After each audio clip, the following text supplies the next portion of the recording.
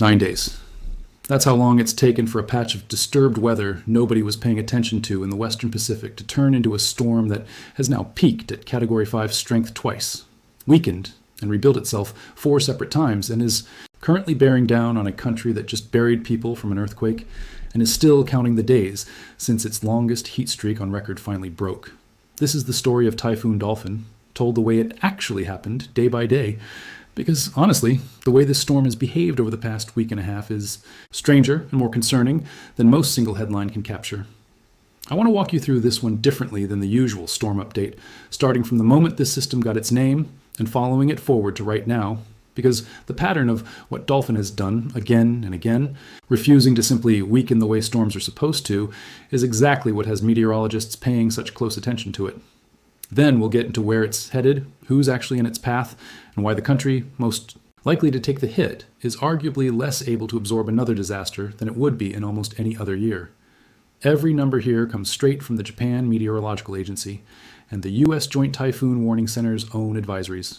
Let's start at the beginning. If you're in Japan, Okinawa, or Taiwan, I want to know what's happening on the ground where you are right now, so drop a comment and let me know. And subscribe if you want to keep following this storm, because based on how it's behaved so far, I would not bet on this being a quiet, predictable few days ahead. Let's get into it. July 27th. The Japan Meteorological Agency looks at a swirling mass of thunderstorms out in the Western Pacific and gives it a name, Dolphin. At this point, it's just another tropical system, one of dozens that form and dissipate across the Pacific every season without ever becoming anything worth a headline. Except this one doesn't behave like most of them. Within 24 hours, by July the 28th, Dolphin has already rapidly intensified all the way to Category 4 equivalent strength, a speed of development that immediately puts meteorologists on alert, because storms that ramp up that fast are storms that tend to keep surprising forecasters. The storm keeps climbing. It goes through what's called an eye wall replacement cycle, a process we'll explain properly in a moment, and instead of that process knocking it down for good the way it sometimes does to a storm, Dolphin uses it as a springboard. By July 30th, just 3 days after getting its name, the storm has reached full Category 5 equivalent strength, joining the small, elite handful of tropical cyclones anywhere on the planet that reach the absolute top of the intensity scale in a given year. You'd think that would be the peak of the story. It isn't. Dolphin goes through a second eye wall replacement cycle, weakens slightly the way storms typically do during that transition, and then does something a lot of storms don't do. It re-intensifies straight back up to Category 5 strength again. 2 separate trips to the top of the scale in the same storm within days of each other. Then, finally, on August 1st, the storm runs into a patch of genuinely unfavorable atmospheric conditions and starts weakening in earnest. The Joint Typhoon Warning Center downgrades it from super typhoon status, winds easing down from around 155 miles per hour to about 144. For a moment, it looks like the story might be winding down toward a quieter ending. It isn't. On August 4th, after completing a 4th eye wall replacement cycle, Dolphin re-intensifies once more, climbing back to Category 4 equivalent strength with sustained winds of 130 miles per hour and gusts approaching 160. 4 eye wall replacement cycles, 2 separate peaks at Category 5.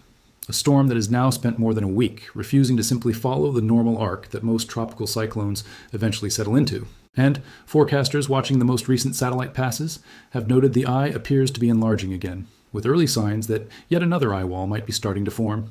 This storm, as of right now, may not even be finished cycling.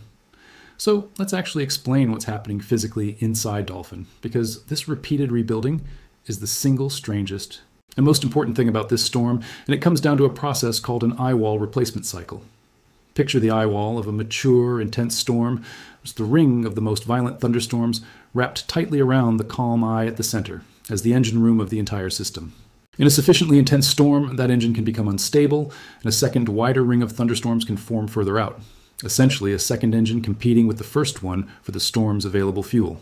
Gradually, that outer ring starves the original inner eye wall of the energy it needs, causing it to collapse, while the outer ring itself tightens inward and becomes the storm's new primary eye wall.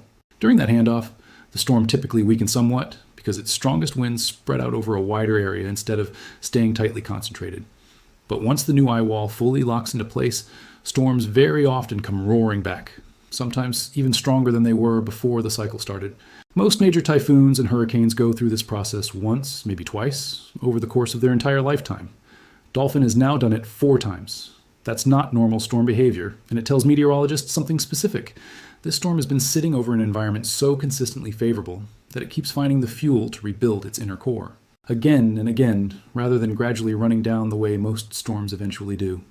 Satellite passes captured the most recent cycle in real time, an outer ring of convection about 115 miles from the center fragmenting, and weakening while the inner eye wall consolidated into a strikingly clean, cloud-free eye roughly 17 miles wide, passing directly over the tiny volcanic island of North Iwo 2 as it did. What's actually feeding this?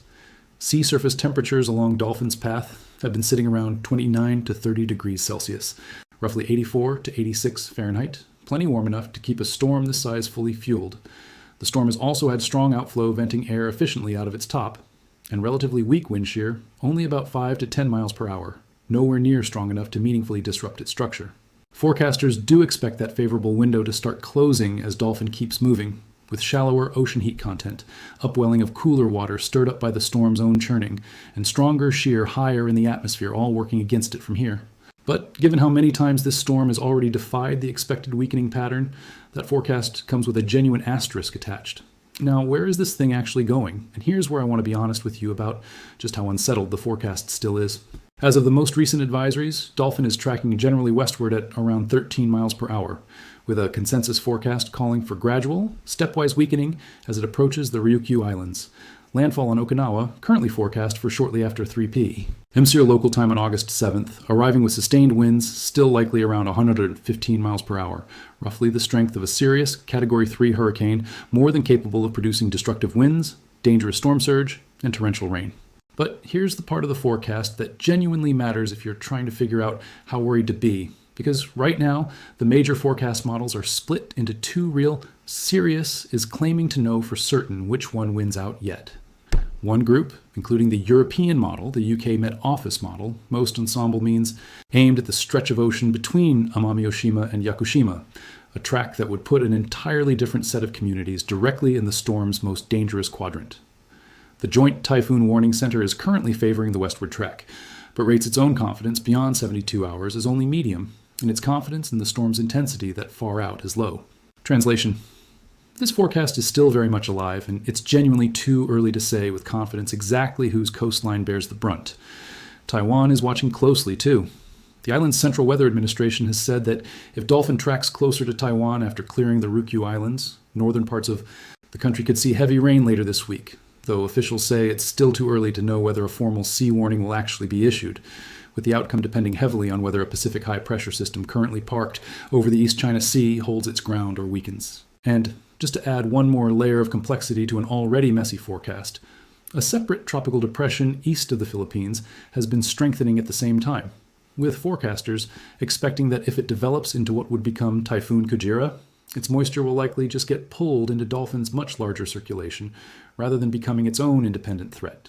I want you to actually picture the scale of what's out there right now, because the category number alone genuinely undersells it. At its recent Category 4 peak, Dolphin's hurricane-force winds extended roughly 92 miles out from the center in its strongest quadrant. While weaker but still dangerous, gale-force winds reached out approximately 247 miles to the northeast and 230 miles to the northwest. That's a wind field spanning an area of ocean larger than plenty of entire countries, kicking up significant wave heights near the core of around 52 feet, dangerous enough on its own to threaten any ship unlucky enough to be caught in the wrong patch of ocean, regardless of whether any particular coastline ends up taking Dolphin's direct hit. And here's why the timing of all of this matters so much, maybe more than the storm's raw numbers do. This isn't landing on a country with a clean slate. Japan has already been through a brutal stretch heading into this storm. In late July, a strong, shallow magnitude 7, one earthquake struck Kyushu, triggering hazardous tsunami warnings, and as of the most recent reporting, the death toll from that earthquake has climbed to 34, with more than 267,000 people still under evacuation orders at the exact moment Dolphin was re-intensifying off to the east. Layer on top of that, an unprecedented 5-day streak of temperatures hitting 40 degrees Celsius, 104 Fahrenheit, the longest such streak the country has ever recorded. And you have emergency services, shelters, and an already exhausted population being asked to potentially absorb a major typhoon landfall on top of an active earthquake. Recovery and a record-breaking heat emergency, all within the same few weeks. That's exactly the kind of compounding disaster scenario that emergency planners dread most, not because any single event is unprecedented on its own, but because the capacity to respond gets stretched thinner with every new crisis stacked on top of the last one. Dolphin also isn't arriving in isolation on the broader seasonal stage. This is the 13th named storm of what has already been an unusually active Western Pacific typhoon season, following closely behind Typhoon Bavi, which battered the island of Rota with 180-mile-per-hour winds in early July before making a double landfall in China and triggering severe flooding across the eastern and northern parts of the country, and Typhoon Nul, which forced more than 20,000 evacuations in Guangdong just weeks before Dolphin even formed. Coastal communities across this entire region have been absorbing hit after hit in rapid succession this season, and Dolphin, landing on top of an earthquake and a heat emergency specifically in Japan, represents a genuine test of how much any single country can handle back to back to back. So here's where things stand 9 days into this storm's life and counting. Typhoon Dolphin has spent more than a week refusing to follow the ordinary rise and fall pattern most tropical cyclones settle into, cycling through 4 separate eye wall replacements, peaking at Category 5 strength twice, and re-intensifying just when it looked like it might finally be winding down, with early signs suggesting it may still have another cycle left in it. The most likely outcome right now has Dolphin making landfall on Okinawa around August 7th as a still powerful, strong Category 3 equivalent storm, though real uncertainty remains about exactly which coastline takes the direct hit, with possibilities ranging from a track further out into the East China Sea to a northward turn toward Amami, Oshima and Yakushima, and potential rain impacts reaching Taiwan depending on how a nearby high-pressure system behaves over the coming days. If you're anywhere in this storm's potential path, the preparation advice doesn't change just because the exact track is still moving around. Secure anything outside that wind could turn into a projectile. Know where your nearest shelter is and how you'd get there. Keep several days of water, food, and any medication you need on hand, along with a way to charge your phone if the power goes out, because with a storm this strong, it very likely will in the hardest hit areas.